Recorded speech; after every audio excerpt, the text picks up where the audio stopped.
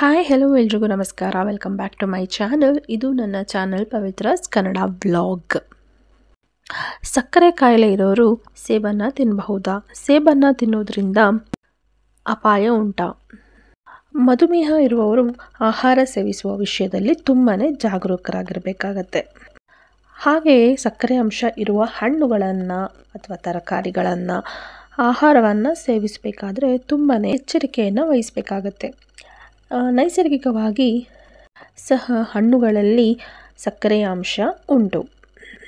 ಹಣ್ಣಿನಲ್ಲಿ ನೈಸರ್ಗಿಕವಾಗಿ ಸಕ್ಕರೆ ಅಂಶ ಕಂಡುಬರುತ್ತೆ. ಇದನ್ನೇ ಫ್ರಕ್ಟೋಸ್ ಅಂತ ಹೇಳಿ ಕರೀತಾರೆ. ಮಧುಮೇಹಿ ರೋಗಿಗಳು ಹಣ್ಣನ್ನು ಅತಿಯಾಗಿ ಸೇವಿಸಿದರೆ ರಕ್ತದಲ್ಲಿ ಸಕ್ಕರೆ ಪ್ರಮಾಣ ಏರುಪೇರಾಗುತ್ತೆ. ದಿನಕ್ಕೊಂದು ಹಣ್ಣನ್ನು ಸೇವಿಸಿದ್ರೆ, ದಿನಕ್ಕೊಂದು ಸೇಬನ್ನು ಸೇವಿಸಿದ್ರೆ ವೈದ್ಯರಿಂದ ದೂರ ಇಡಬಹುದು. ಈ ಮಾತನ್ನು ನಾವು ಎಲ್ಲ ಕಡೆ ಅದು ನಿಜ ಕೂಡ.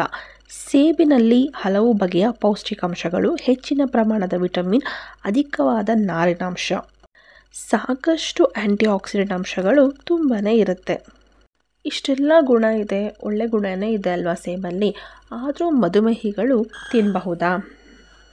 ಸಕ್ಕರೆ ಅಂಶ ಹೆಚ್ಚಾಗಿರುವ ಸೇಬನ್ನು ತಿನ್ನಬಹುದಾ ಅಂತ ನೋಡಿದ್ರೆ, ಸಕ್ಕರೆ ಕಾಯಿಲೆ, ಮಧುಮೇಹ ಕಾಯಿಲೆ ಒಬ್ಬ ವ್ಯಕ್ತಿಯಲ್ಲಿ ಕಾಣಿಸ್ಕೊಳ್ಳುತ್ತೆ ಅಂತ ಹೇಳಿದ್ರೆ ಅವರ ಒಂದು ಜೀವನ ಶೈಲಿ ಕಂಪ್ಲೀಟಾಗಿ ಬದಲಾವಣೆ ಆಗುತ್ತೆ. ಈ ಕಾಯಿಲೆ ಇದೆ ಅಂತ ಹೇಳೋರು ಕಣ್ಣಿಗೆ ಕಾಣೋದನ್ನು, ಮನಸ್ಸಿಗೆ ಬಯಸೋದನ್ನು, ಆಹಾರ ಪದಾರ್ಥಗಳನ್ನ ತುಂಬಾ ಇತಿಮಿತಿಯಿಂದ ತಿನ್ನಬೇಕಾಗತ್ತೆ. ಹಾಗಾಗಿ ಸಕ್ಕರೆ ಕಾಯಿಲೆ ಇರೋರು ಇತಿಮಿತಿಯಿಂದ ಸೇಬನ್ನು ತಿನ್ನಬೇಕಾಗತ್ತೆ.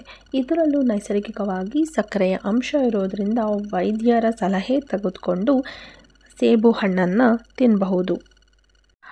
ವೈದ್ಯರು ಹೇಳೋ ಪ್ರಕಾರ ರಕ್ತದಲ್ಲಿನ ಸಕ್ಕರೆ ಮಟ್ಟ ಅಚ್ಚುಕಟ್ಟಾಗಿ ನಿರ್ವಹಣೆ ಆಗಬೇಕು ಅಂತ ಹೇಳಿದ್ರೆ ಗ್ಲೈಸೆಮಿಕ್ ಸೂಚ್ಯಂಕ ಇರುವ ಆಹಾರಗಳ ಸೇವನೆಯನ್ನು ಹೆಚ್ಚಾಗಿ ಮಾಡಬೇಕಾಗತ್ತೆ.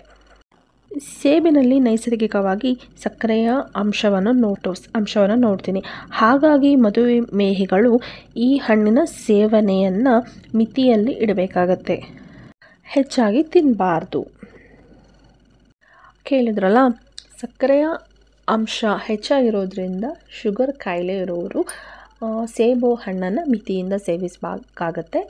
ಅದನ್ನು ಡಾಕ್ಟರ್ನ ಸಲಹೆ ತೆಗೆದುಕೊಂಡು ಸೇವಿಸಬಹುದು.